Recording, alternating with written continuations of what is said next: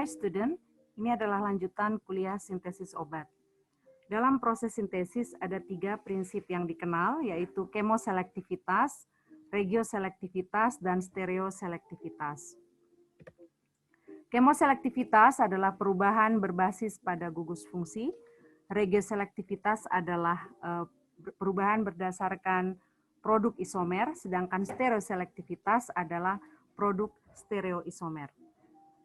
Apa yang dimaksud dengan stereoisomer? Stereoisomer adalah 2 senyawa yang memiliki molekular formula yang sama, memiliki konektivitas yang sama, namun berbeda pada disposisi atomnya.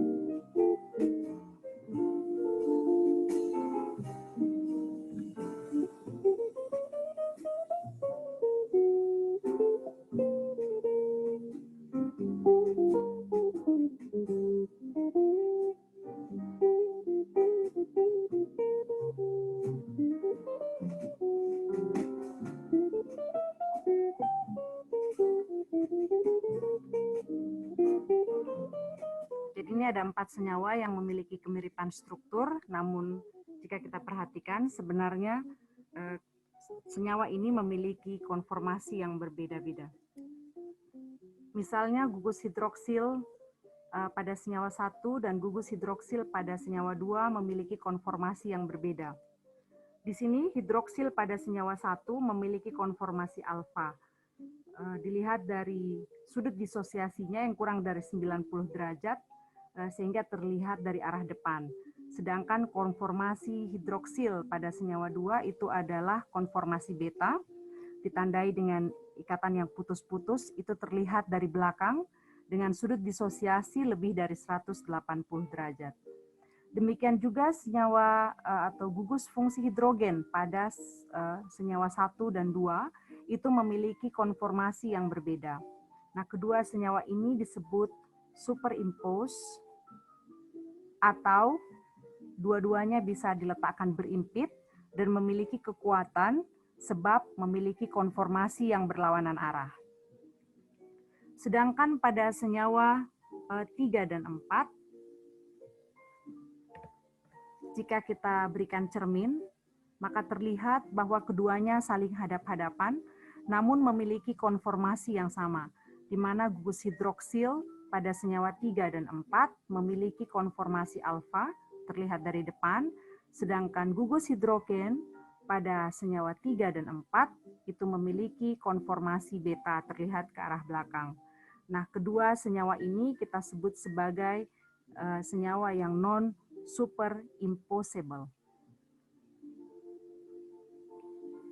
Keduanya dikategorikan sebagai stereoisomer. Ada lagi jenis stereoisomer lainnya, yaitu enantiomer.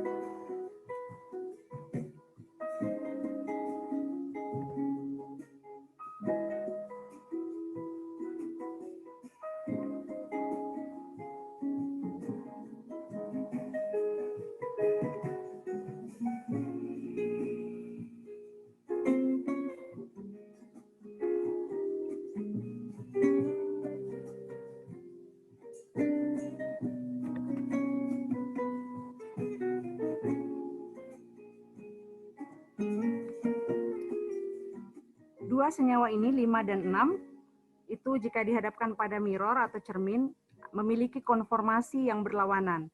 Jadi hidroksil pada posisi beta, sedangkan hidroksil pada senyawa 6 pada posisi alfa. Demikian pula metil memiliki konformasi yang berlawanan. Nah, enantiomer ini adalah dua senyawa yang non-superimposable namun objek mirroring satu sama lain. Sedangkan bentuk yang lain ada juga yang kita sebut sebagai chiral atau chiralitas, memiliki chiralitas, yaitu bentuk objek karbon di mana memiliki lampiran atau attachment dengan struktur yang berbeda-beda. Misalnya pada R1 terdapat brom, pada R2 terdapat klor, pada R3 terdapat metil, pada R4 terdapat hidrogen. Nah, center dari karbon ini kita kenal sebagai stereocenter. Stereocenter ini dapat dilakukan pemutaran optik di tengah, di mana pemutaran optik itu kita kenal dengan istilah R dan S. R yaitu right atau clockwise, putaran searah jarum jam, sedangkan S itu dikenal sebagai left atau counterclockwise, jadi berputar berlawanan dengan jarum jam. Arah konfigurasi R dan S ini pada stereocenter akan menentukan seberapa fleksibel senyawa ini masuk menemui menemui reseptor dalam tubuh manusia. Sebab kita ketahui bahwa reseptor pun memiliki perubahan optik dan konformasi di dalam tubuh, sehingga untuk mengatasi atau mengobati dengan penemuan reseptor tersebut, maka obat yang masuk itu harus sesuai dengan kriteria putaran optik dari reseptor yang ada di dalam tubuh. Untuk pengembangan obat, lebih disenangi bentuk-bentuk superimpose dan non-superimposable serta objek mirroring. Ini karena bentuknya lebih fleksibel dan sesuai dengan putaran optik maupun konformasi di dalam reseptor tubuh. Sebaliknya chiral itu memiliki persyaratan khusus untuk masuk ke dalam tubuh, terutama persyaratan stereocenternya. Sebab kebanyakan senyawa chiral itu bersifat asimetris atau tidak simetrik.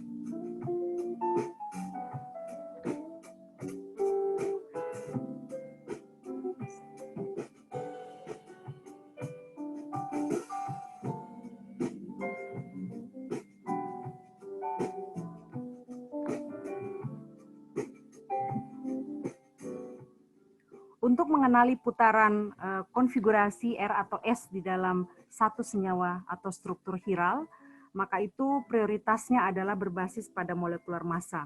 Jadi kalau misalnya untuk brom dengan bobot molekul 79, lalu N14 tambah H2 misalnya, lalu klor 35, lalu biasanya putarannya itu akan mengikuti sesuai dengan arah yang paling besar menuju ke paling kecil molekular massnya. Sehingga untuk posisi brom dengan konformasi alfa ini akan putaran optiknya akan menuju ke right atau clockwise. Demikian pula BR pada posisi alfa di bawah. Nah, sedangkan dengan konformasi beta, maka putaran optiknya itu akan searah sinister atau ke kiri. Sehingga keduanya ini akan memiliki optical densitometer yang tentu ke arah kiri. Sedangkan untuk senyawa yang di bawah ini, optikalnya adalah R dan S, berlawanan arah dengan di hadapannya, di mana putaran optiknya itu adalah sinister dan right. Nah, kalau dilihat secara keseluruhan, maka karena enantiomer itu harus non-superimposable dan object mirroring, maka posisi senyawa 1 dan 2 ini kita sebut enantiomer. Sedangkan 2 dan 3 itu kita sebut diastereomer. Sebab walaupun merupakan non-impossible senyawa, namun non-superimposable senyawa, namun ia tidak mirroring image satu sama lain. Demikian pula untuk senyawa 1 dan 4 itu sama sekali tidak mirroring. Jadi RR konfigurasinya berhadapan dengan RS.